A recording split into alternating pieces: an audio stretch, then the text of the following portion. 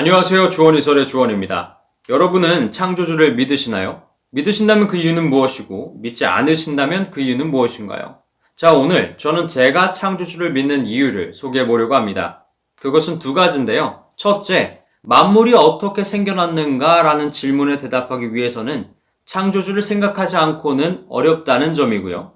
둘째는 성경을 살펴보게 되면 그 성경이 참으로 믿을만하다라는 것을 알 수가 있는데요. 그 성경에 창조의 과정과 창조주에 관해서 기록되어 있기 때문입니다. 첫 번째 이유를 오늘의 영상에서 살펴볼 것이고 두 번째 이유를 앞으로의 영상에서 살펴보도록 하겠습니다. 저는 하나님의 존재를 어렸을 때부터 믿어왔는데요. 저의 첫 믿음은 굉장히 단순했습니다. 하나님께서 세상을 만드셨다고 하니까 그런가 보다 했죠. 사실 자연을 관찰하면서 어떤 초월적인 존재가 그것들을 만들었을 것이다 라고 생각하는 것은 그렇게 어려운 일이 아니거든요. 그리고 그 작고 단순한 믿음이 개인적인 경험과 논리적인 추론 등을 거쳐서 점점 더 단단해져 왔습니다. 개인적인 경험은 그런 겁니다. 이 현상은 도저히 신이 존재한다 라고 생각하지 않고서는 설명이 불가능해 라고 할 만큼의 기도응답을 받았다든지, 아니면 내가 성경대로 살아보니까 하나님께서 나와 함께 하시는 것을 분명히 느낄 수 있었어 라는 경험들입니다. 사실 어떤 한 사람이 하나님을 믿는 데에는 이러한 개인적인 경험들로 충분합니다. 어떠한 논리적인 첨예한 이론 이런 것들이 없이라도 이러한 경험들로 하나님을 믿을 수 있다는 것이죠.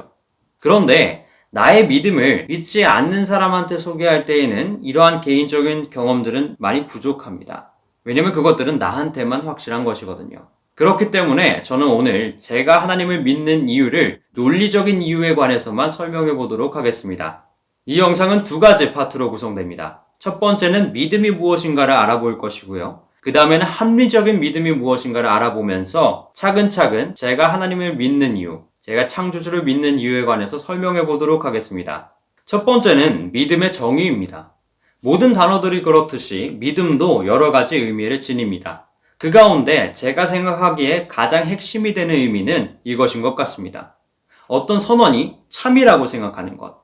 예를 들어서 내가 존재한다고 믿는 사람은요, 내가 존재한다라는 그 선언이 참이라고 생각하는 겁니다. 물론 우리는 나는 너를 믿어 라는 표현을 사용하기도 합니다. 그런데 그것은 나는 너의 능력이 충분하다고 믿어, 또는 나는 너가 약속을 지킬 것이라고 믿어 라는 정도의 의미가 생략된 것으로 이해하면 되겠습니다. 이러한 정의 하에서 우리는 믿음에 관해서 아주 흥미로운 사실을 발견할 수가 있는데요. 저는 이런 질문을 한 적이 있습니다. 하나님께서는 왜 우리에게 믿음을 요구하실까? 그분은 모든 사람이 구원을 받길 바란다고 하셨는데 믿음은 불확실한 것이 아닌가? 모든 사람이 구원을 받길 바라셨다면 그 누구도 부정할 수 없는 방법으로 자기 자신을 증명해 보이시면 되지 않는가? 마치 수학이나 과학처럼. 저는 이러한 생각으로 신의 존재를 논리적으로 증명하려고 했던 적이 있습니다. 그런데 결국 제가 깨달은 것은 그 누구도 부정할 수 없는 것이라는 것은 없다는 것이었죠. 다시 말해 우리가 원한다면 어떠한 논증이든 부정할 수 있는 겁니다. 바로 혹시 모르잖아 공격을 통해서죠. 나는 남자야. 에이 혹시 모르잖아. 나는 지금 유튜브를 보고 있어. 에이 혹시 모르지. 어떻게 알아? 아닐 수도 있어. 이런 식으로 말이죠. 이러한 사실은요, 증명이 무엇인지를 이해하면 쉽게 납득할 수 있습니다. 증명은 세 가지로 구성됩니다. 전제, 논리, 결론이죠. 전제와 논리가 참일 때 결론도 참이게 됩니다. 그런데 재미있는 점은 이 전제도 자신에 대한 증명이 필요로 한다는 점입니다. 따라서 전제의 전제가 필요하고 그 전제의 전제가 필요합니다. 이것을 따라가다 보면 모든 것의 시작이 되는 전제가 나오는데요. 우리는 이것을 액시엄, 공리라고 부릅니다. 그리고 이 공리는 믿음의 영역이며 선택의 대상입니다. 모든 논증의 시작이 되어야 하기 때문에 증명의 대상이 아니라 믿을지 말지를 선택해야 하는 선택의 대상이라는 것이죠. 따라서 원한다면 누구든지 이 공리를 부정할 수 있고 공리를 부정하게 되면 그 이후의 논의가 적어도 그 사람에게는 아무런 의미가 없어집니다. 예를 들어 중학교에서 배우는 유클리드의 기하학에는 이런 공리가 있습니다. 2점을 지나는 직선은 하나뿐이다 라는 것이죠. 굉장히 자명하지만 이 공리는 증명된 적이 없습니다. 그저 받아들이기로 선택된 것이죠. 그렇기 때문에 만약에 우리가 부정하고 싶다면 얼마든지 부정할 수 있는 겁니다. 혹시 모르잖아. 내가 생각해도 2점을 지나는 직선은 하나밖에 없어 보이긴 하는데 혹시 모르지 다른 것이 있을 수도 있어. 나는 그게 어떤 것인지 설명할 수 없지만 내가 설명할 수 없다고 그 공리를 받아들여야 하는 것은 아니야. 이렇게 말입니다. 이러한 현상은 수학적인 논의에서만 나타나는 것이 아닙니다. 예를 들어 이 사회의 많은 논의는 인간에게 자유의지가 있다라는 대전제 아래 이루어집니다. 그래서 개인의 선택을 중요하게 여기고 그 선택에 대한 책임을 묻는 것이죠. 그런데 어떤 사람이 나타나서 나는 우리가 자유의지가 없다고 생각한다. 모든 것은 정해진 대로 흘러갈 뿐이다 라고 한다면 어떻게 할 수 있는 방법이 없습니다. 자유의지에 관한 믿음은 근원적인 믿음 중에 하나고 증명된 적도 증명할 방법도 없기 때문이죠. 인간의 모든 지식은 공리의 바탕을 두고 있고 이 공리는 믿음이며 이것을 받아들일지 말지를 선택하는 것은 개인의 선택입니다. 그렇습니다. 증명은 믿음을 확장시켜줄 뿐 그 누구도 부정할 수 없는 인증을 해주는 것이 아닙니다. 따라서 모든 지식은 근원적인 믿음의 확장판이고 모든 것은 믿음에 불과합니다.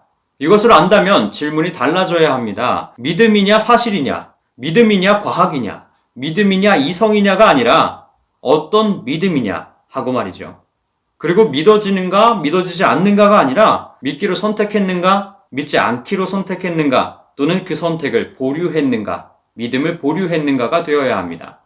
이 모든 논의의 끝에 저는 여러분들에게 두 가지가 명확하길 바랍니다. 모든 것은 믿음이다.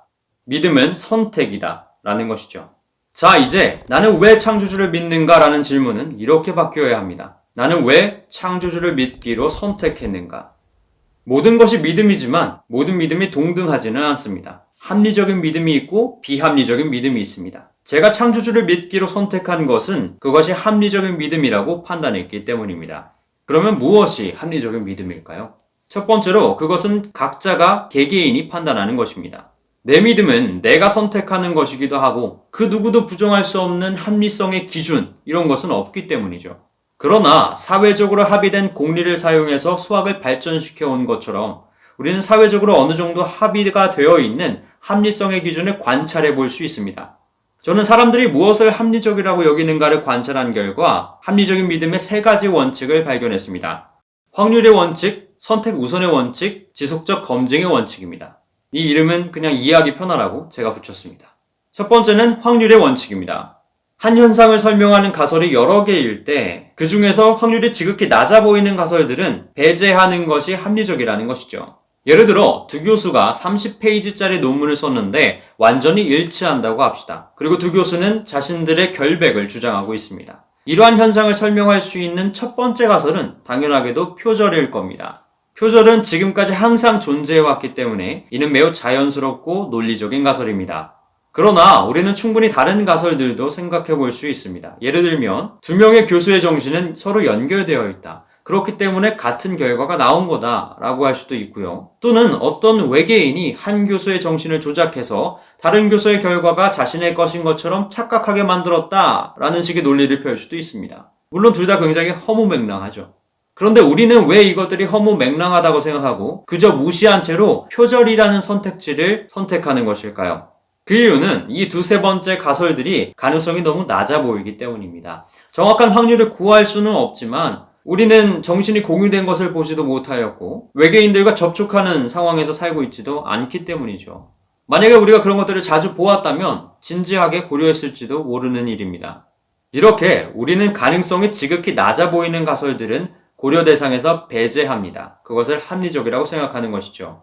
이런 원칙은 우리 존재의 근원에 관해 생각할 때에도 적용됩니다. 생명과 물질의 작동 원리들이 어떻게 생겨났는가라는 질문에 누군가가 만들었을 것이다 라고 생각하는 것은 굉장히 자연스럽고 논리적입니다. 물론 그것의 정확한 확률을 구할 수는 없지만 우리는 삶에서 지적 존재들이 무언가 복잡한 것들을 만들어내는 것을 항상 경험해 옵니다. 그렇기 때문에 이것을 매우 자연스럽고 논리적이라고 여기는 것이죠. 그러나 우리는 충분히 다른 가설들도 생각해 볼 수 있습니다. 대표적으로는 진화론과 시뮬레이션 이론이 있는데요. 저는 그 가설들이 참일 가능성이 굉장히 낮다고 판단했기 때문에 우리 존재에 관한 논증에서 배제한 것입니다. 먼저 진화론은요, 심각한 오류들이 굉장히 많습니다. 가능성이 낮다 수준이 아니라 거의 불가능해 보여요, 제가 봤을 때는. 하지만 진화론을 반박하는 것이 이 영상의 핵심이 아니기 때문에 모든 것을 다 이야기하지는 않고 크게 두 가지만 짚고 넘어가도록 하겠습니다. 첫 번째는 단세포 생물입니다. 단세포 생물은 세포가 하나로 이루어진 생물인데요. 가장 단순한 생물이죠.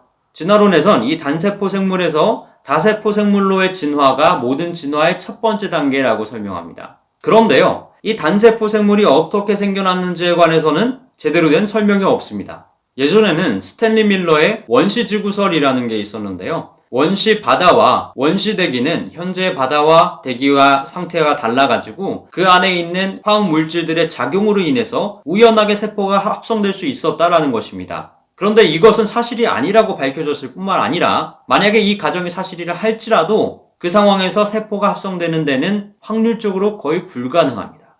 자, 그렇다면 단세포 생물이 어떻게 생겨났는지 모른다면 그 이후에 이어지는 논의가 무슨 의미가 있을까요? 이게 정말 있었는지도 어떻게 생기는지도 알 수 없는데 말이죠.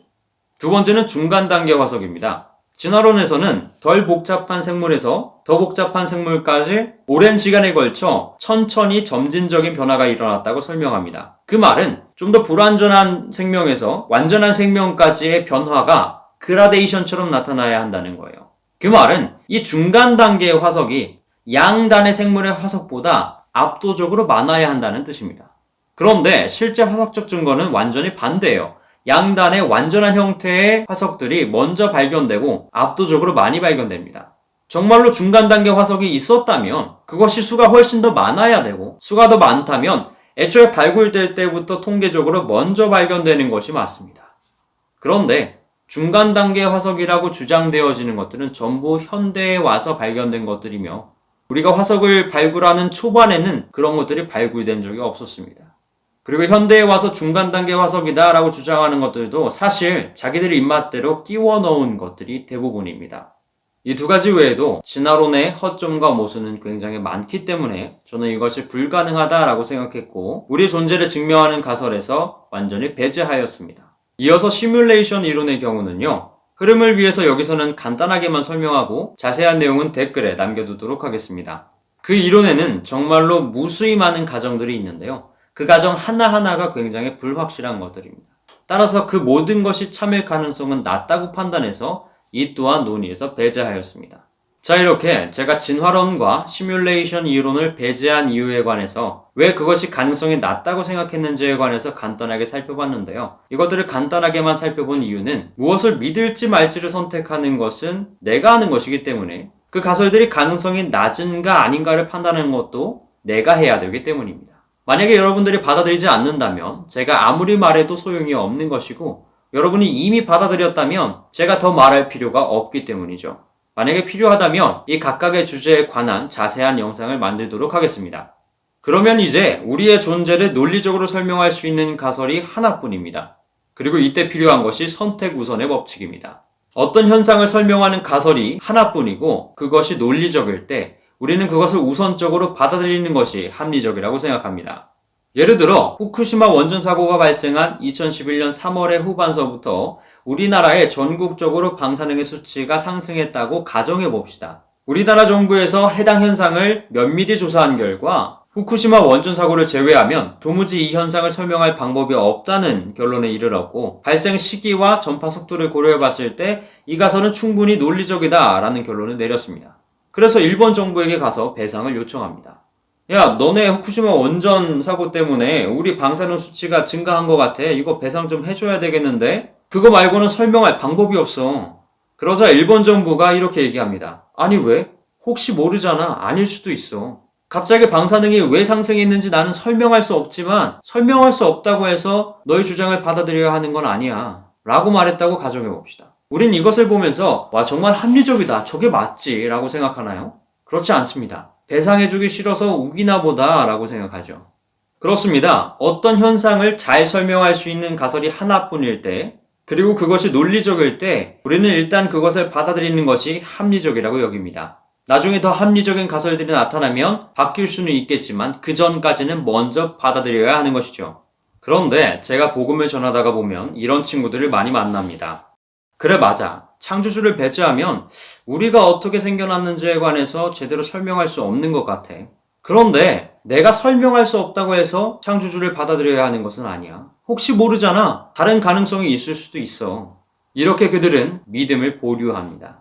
물론 믿음은 개인의 선택이기 때문에 이 또한 존중해줘야 합니다. 그러나 이는 분명히 비합리적인 믿음이라는 것을 알고 있어야 합니다. 그것은 이성적인 판단이라기보다는 그저 창조주를 받아들이고 싶지 않은 마음에 내린 감정적인 판단일 가능성이 높습니다.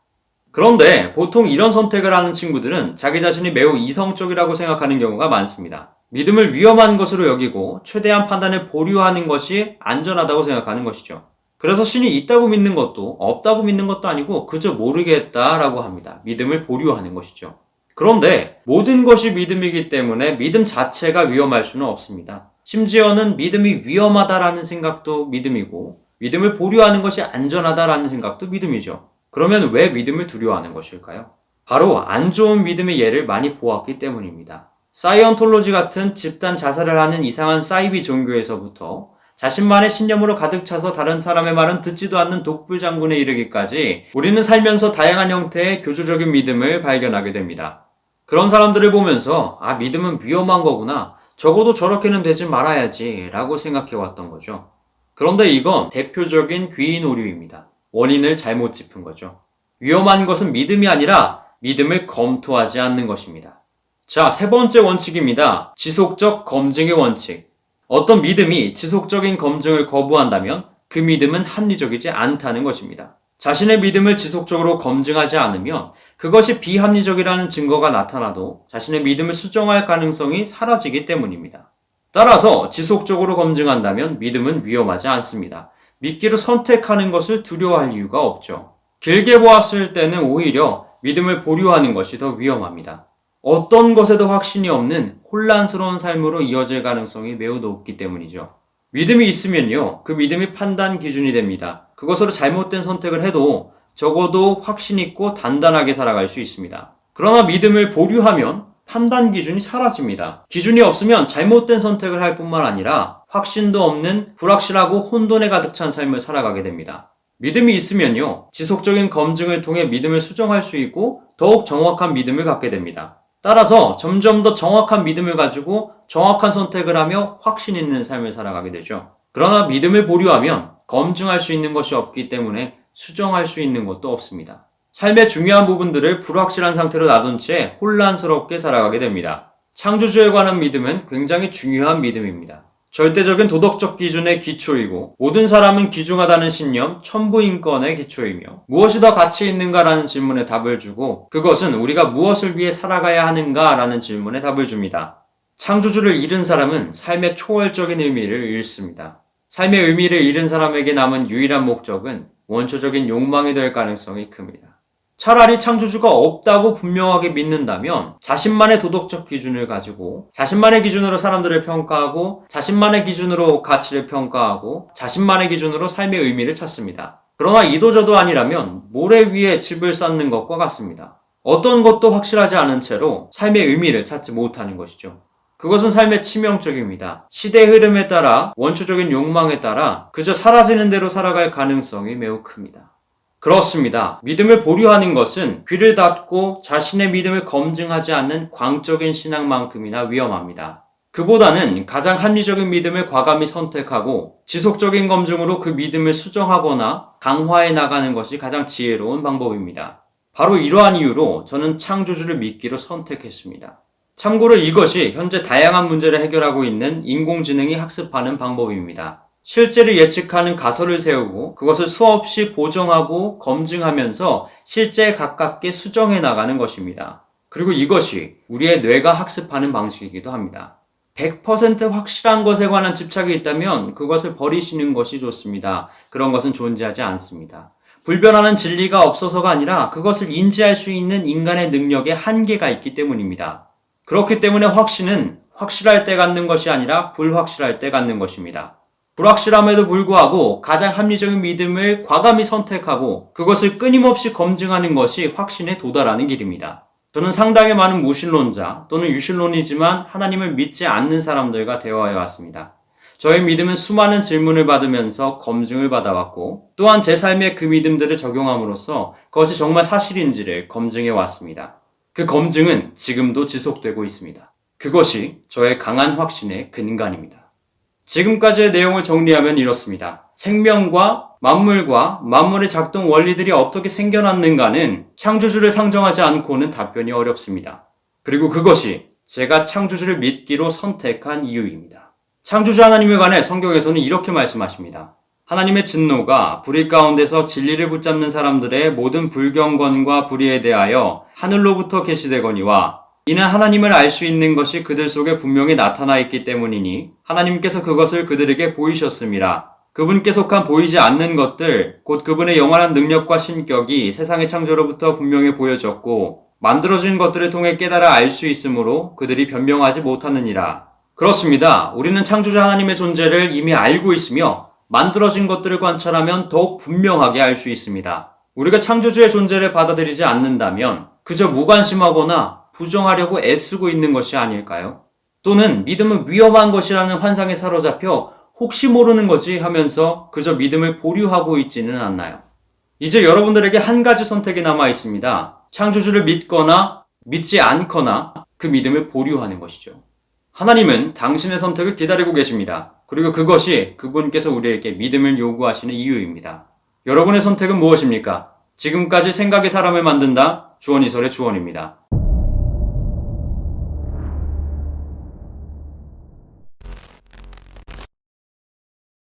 예!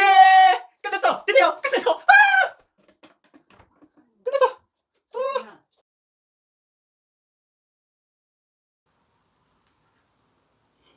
하...